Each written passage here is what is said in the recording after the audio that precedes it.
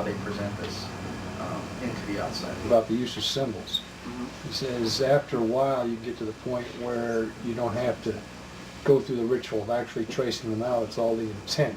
What you intend is what you get. Mm-hmm. And how do you feel about that? I think that's true. I mean, we touched on that a little earlier. I think that's true. I do. I think that Well, basically, one of the neat things that came out of my interaction with Irving early on was that he doesn't use any symbols really.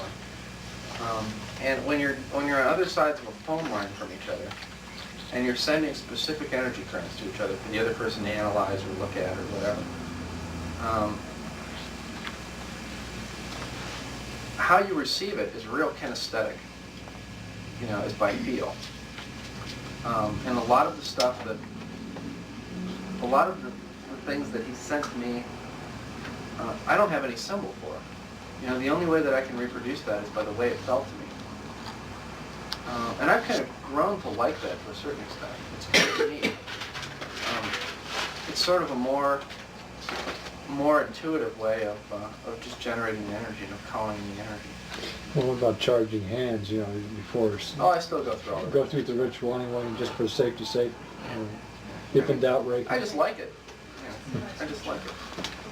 Yeah, that's a I nice agree with you because it's my sense that the symbols are the ritual that the humans need to be secure in what they're doing.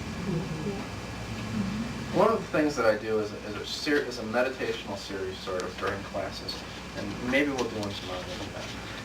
But I'm going to give you, probably not, since I'm giving you the gist of it here. I'm assuming that's not going to happen. But here's the reason for this. What I'll do is I'll pick a symbol like the dicomio, like the master symbol, okay? And I'll say, what I'd like you to do is visualize, the master symbol. And at some point, I'm going to have you add, I'm going to have you take that visualization away. I'm going to have you do various things. One of the things I'm going to have you do is add a mantra. And that mantra is going to be the name of the symbol, dicomio, dicomio, dicomio. Repeated in sets of 3. So the mantra is going to be dicomio, dicomio, dicomio, pause. Dicomio, dicomio, dicomio, pause. Dicomio, dicomio, dicomio, pause. And what I'll do is I'll lead people through in a very systematic way. And the systematic way is this. I will say, first, having explained that ahead of time, I'll say, okay, do the relaxation thing, whatever your sort of induction technique is. And and I'll say, okay, now visualize, the master symbol. Visualize the Tomio symbol, the Usui master symbol in this case. And I'll go along for a period of time and let them, kind of feel the energy. And telling them ahead of time to feel the energy at each segment and, kind of make a note as to how it feels. Maybe quizzed on it later or something like that, make them a little nervous. And and then I have them, and then I say, now add the mantra to that. So they're going along, and they're visualizing it, and I have them add the mantra. And I usually start with, I say, dicomio, dicomio, dicomio, and so I can start it with it. And then I let that build for a while, and I say, now pay very careful attention, focus your attention on how the energy feels to you, and how the energy feels when you're calling it in, and how it feels. As in a nutshell, I'm going to have a number of descriptors for that in the actual process itself, but really the gist of it is in how it feels.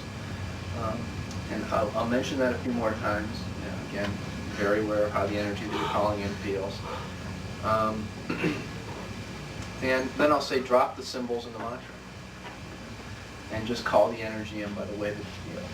And it's like a psychic train wreck at first. And there's this huge spike down in energy, and you're wondering if it's going to slowly kind of trickle back up as people are kind of try to remember what it felt like, and it builds. And it's at the same level as they had with the symbol and the mantra. And then I let them go on with that for a while, and then sooner or later their attention starts to waver, and you can kind of feel the energy start to drop off a little bit. And so then I say, now add the mantra again. And so they add the mantra again. And then after a little bit of time has passed, I say, now add the master symbol again in white light. And so they add that. And then I do a thing to get rid of it, however you want to end your meditations. Now before this, what I do usually is, this is at the introduction of a new symbol to someone.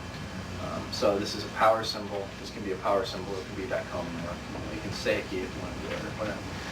And I'll have them write it out a whole bunch of times on a piece of paper, on a series of pieces of paper first until they're real comfortable with it. And then I'll have them kind of practice tracing it out. And then I'll have them trace it out all over the space and all over each other and just really charge the space with that energy. So this whole meditation process is, kind of greasing the pig, sort of. It's really much more facilitated, much more powered by that. And then after that, I will, after the meditation is over, go around and I'll say, what was most powerful for you at this various, stage. What you've done essentially by doing this meditation, if you look at the mechanics of it carefully, is first of all you had them visualize the symbol, and you didn't give them a color to visualize the symbol in. So people are going to have different colors. So there's a line of something you can talk about, sort of a line of revelation. The second thing is, they had the color, symbol, whatever that color was, and the mantra going at the same time. Okay, then the third thing that they had none of that. They just had the energy itself to call in. The fourth one, they had just the name of the symbol, just the mantra of the name of the symbol. The last thing that they had was the symbol, this time in a color, in white light, with the mantra. Now, what you've done is essentially taken them through just about every possible conceivable way that they could call energy in with the symbol that you've just given them. So this is a good thing to do at second degree, because everyone has an inherent way of calling in energy that is, completely based on your own energetic makeup. So it's how you most powerfully call in energy could be with no symbol or name at all. It could be by just the way it feels. So if that was the most powerful part of this experience to you, then I say,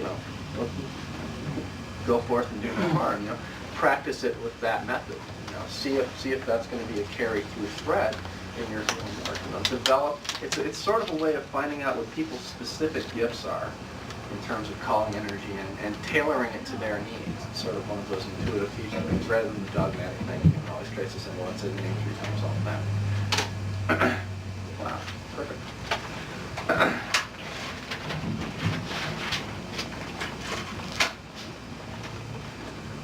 So that's sneaky.